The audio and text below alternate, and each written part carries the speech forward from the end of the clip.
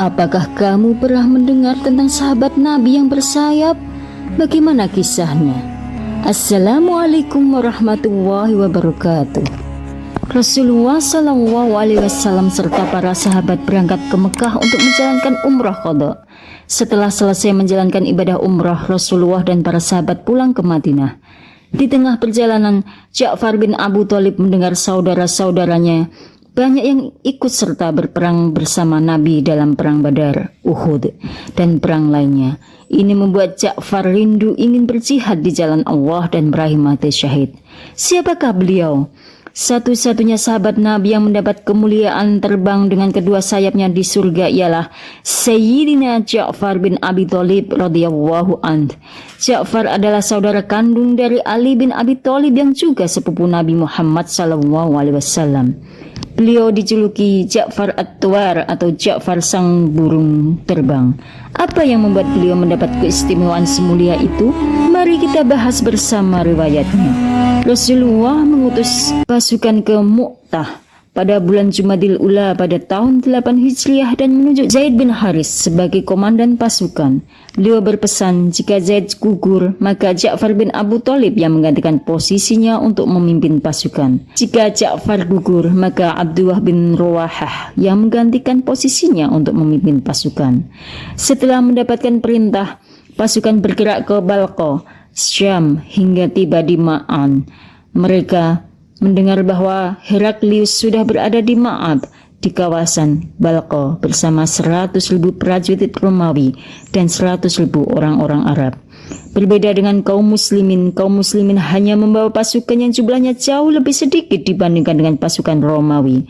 Pasukan muslimin terdiri dari 3.000 prajurit pemberani yang hafal Al-Quran untuk berhadapan dengan para penyembah salib. Kedua kubu pun bertemu dengan perang tak terelakkan lagi. Zaid bin Haris berperang dengan membawa panji Rasulullah hingga Zaid gugur terkena tombak musuh.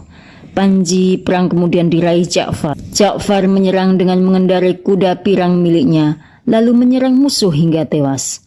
Dalam perang itu, selain dikenal sebagai syuhada di perang Mu'tah, Ja'far ternyata memiliki amalan luar biasa semasa hidupnya. Ada 3 amalan beliau yang dibenarkan oleh malaikat Jibril. Pada perang Mu'tah melawan ratusan ribu pasukan Romawi tahun 629 awal 8 Hijriah, Sayyidina Ja'far bertempur hingga darah penghabisan. Perjuangan sangat heroik hingga diabadikan dalam Sirah Nabawiyah. Ketika Zaid bin Haris wafat pada pertempuran itu, bendera Rasulullah yang semula dipegangnya diraih oleh Ja'far. Saat memegang bendera itu, tangan kanan Ja'far terputus ditebas pasukan Romawi. Beliau menggenggam bendera Rasulullah di tangan kirinya. Ketika tangan kirinya putus, beliau berusaha merangkul bendera itu dengan kedua lengannya. Ja'far bertempur sampai titik darah penghabisan. Beliau syahid dengan 80 luka tusuk di tubuhnya. Riwayat lain menyebut 50 bekas luka tombak dan pedang saat mempertahankan bendera Rasulullah. Saat menjelang wafatnya, Ja'far berkata, "Aku ingin berbuka di surga." Allah mengganti kedua tangannya dengan 2 sayap di surga. Beliau dapat terbang kemana saja yang beliau inginkan.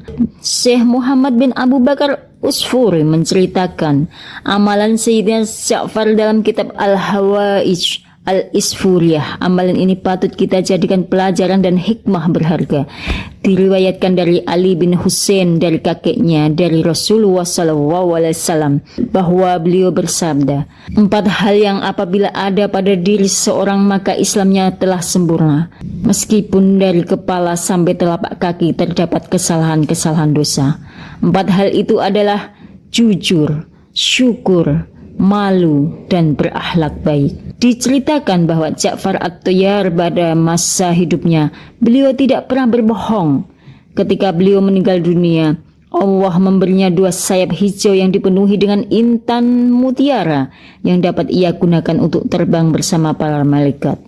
Suatu hari, Rasulullah SAW bertanya kepadanya, "Hai Ja'far, hai anak Abu Thalib, dengan amalan apa kamu bisa mencapai tingkatan kemuliaan ini? Diberi 2 sayap oleh Allah." Ja'far menjawab, Aku tidak tahu, hanya saja aku menghindari 3 hal pada masa kekufuran dan keislaman.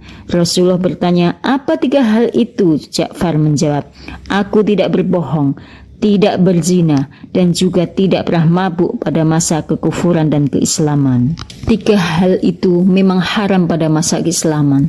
Lantas atas dasar apa kamu menghindari 3 hal tersebut pada masa kekufuran? Tanya Rasulullah. Ja'far menjawab, aku berpikir dalam hal berbicara bahwa orang yang berbohong dalam bicaranya, maka ia adalah orang yang dicurigai di kalangan masyarakat dan ia akan merasa malu jika ketahuan bohong. Oleh karena ini, aku menghindari berbohong. Aku berpikir dalam hal perzinahan bahwa misalnya orang yang berzina dengan istriku, putriku atau saudariku, maka orang itu telah melukaiku dan aku tidak akan memaafkannya. Begitu juga jika aku berzina dengan wanita lain, maka orang lain pun tidak akan memaafkanku. Oleh karena ini, aku menghindari perzinahan. Adapun aku enggan mabuk, maka aku tahu kalau orang-orang pasti menginginkan akal yang mereka miliki bisa senantiasa bertambah kualitasnya. Sedangkan orang yang mabuk pasti kehilangan kesadaran akalnya, berbicara sembarangan, dan ditertawakan orang banyak. Oleh karena ini, aku menghindari mabuk. Kemudian malaikat Jibril datang dan berkata kepada Rasulullah, Ja'far benar, Allah memberinya 2 sayap karena ia menghindari 3 hal tersebut. Ibnu Hisam menuturkan, ahlul ilmi terpercaya bercerita kepadaku, Ja'far meraih panji perang dengan tangan kanan, lalu ditebas musuh hingga putus. Ia kembali meraih panji itu dengan tangan kiri, lalu ditebas musuh hingga putus. Ja'far merangkul panji dengan kedua lengannya hingga gugur dalam usia 33 tahun. Sebagai gantinya, Allah memberikan 2 sayap untuk Ja'far. Dengan sayap itu ia terbang di surga kemanapun ia mau. Riwayat lain menyebutkan, diriwayatkan dari Abdullah bin Umar, ia menuturkan, Rasulullah menunjuk Zaid bin Haris sebagai komandan perang Mu'tah. Rasulullah menginstruksikan jika Zaid gugur maka posisinya digantikan oleh Ja'far. Jika Ja'far gugur maka posisinya diganti oleh Abdullah bin Ruwahah. Abdullah menuturkan, aku turut serta dalam peperangan ini. Kami saat itu mencari-cari Ja'far bin Abu Thalib. Lalu kami temukan sudah tidak bernyawa bersama korban lainnya. Kami melihat ada sekitar 90 sekian tusukan dan lesakan panah di tubuhnya. Wallahu a'lam bishawab. Semoga pembahasan kali ini membawa manfaat. Kurang lebihnya mohon dimaafkan. Assalamualaikum warahmatullahi wabarakatuh.